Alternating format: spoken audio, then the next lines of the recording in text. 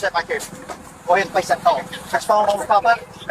What am I doing? I'm explaining this thing to you. That's what happened. So you are under arrest at this time. You have a warrant out for your arrest. Warrant for what? I'm going to show it to you in a moment. Is this your car? It's my car. October 19, 2020, 10:42 p.m. A dimly lit roadside in Charlotte. Red and blue lights flash across the windshield of a parked car. A man sits inside, hands visible, heart racing. Two officers from the Charlotte-Mecklenburg Police Department approach slowly. What starts as a routine stop turns into something far more disturbing, because minutes later, cash would vanish. No robbery report, no suspect fleeing the scene, just a badge, a camera, and a moment that would later spark outrage. What really happened that night wasn't what the officers claimed, and when the footage finally surfaced, it changed everything. Before that night, he was just another face in the city, a local resident, hardworking, quiet. He wasn't a criminal mastermind. He wasn't running from the law. He was driving through Charlotte like he had done countless times before. Friends would later describe him as cautious, someone who avoided trouble. But on October 19th, trouble found him, and it came wearing a uniform. At 10:42 p.m., his normal life came to a stop, literally. A patrol car pulled up behind him. Lights flashing, no explanation yet, just tension, and a feeling that something wasn't right. The officers approached his vehicle. Their reason? Suspicion. They claimed the man might be in possession of illegal substances. No clear evidence, no warrant, just suspicion.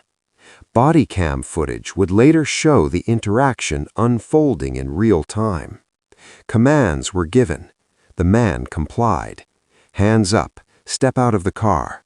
No resistance. But then, the search began. The officers moved quickly. Gloves on, flashlights out. They searched his pockets. They searched his car. And that's when they found it. Cash. A noticeable amount. The officers exchanged glances. And that's where the story starts to split. Because what they said happened next and what actually happened were not the same. According to the official report, the cash was suspected to be linked to illegal activity. They claimed it was seized as evidence, logged, documented, handled by procedure. But the footage told a different story. What really happened next shocked everyone. Body cam video captured something subtle but critical. One officer holding the cash, pausing, looking around. No immediate documentation, no clear evidence tagging, just movement, quiet, unaccounted movement. Moments later, the cash was no longer visible, and no one explained why. Even more disturbing, when the vehicle was searched again, there was no cash, nothing logged in evidence at the scene, nothing recorded in the immediate report. It was as if the money had simply disappeared.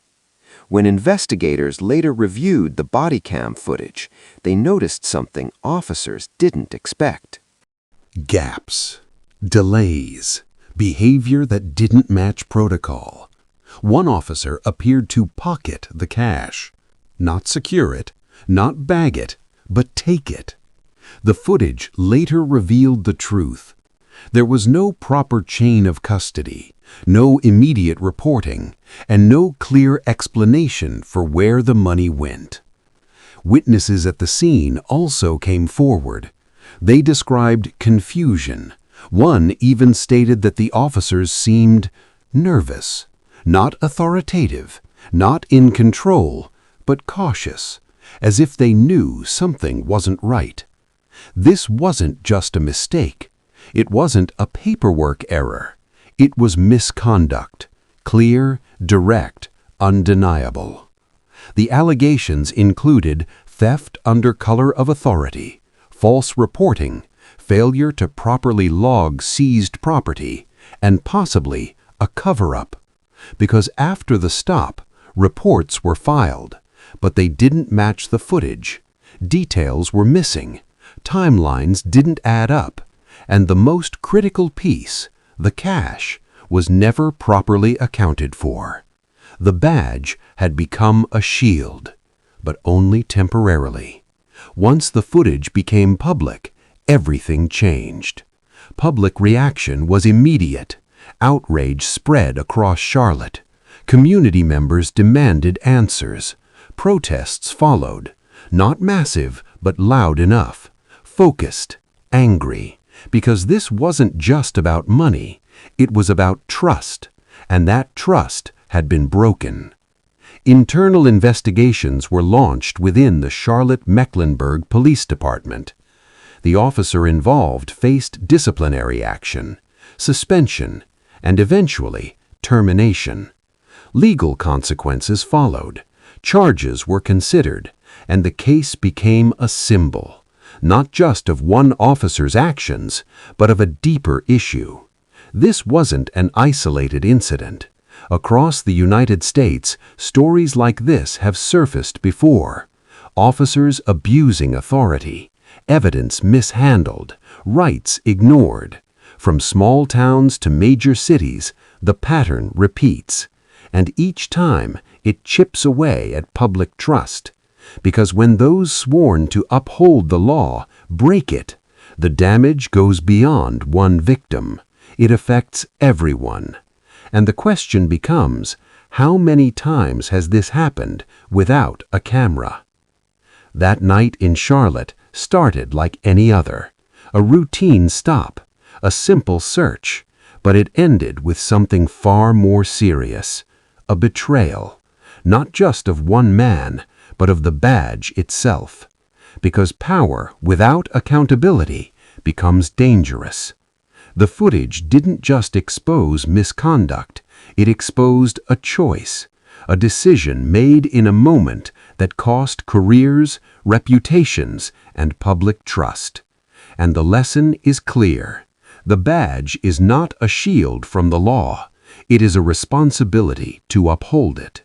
Because in the end, the truth always finds its way out, even in the dark, even when no one thinks anyone is watching. And sometimes, it's not the crime that shocks people the most, it's who committed it.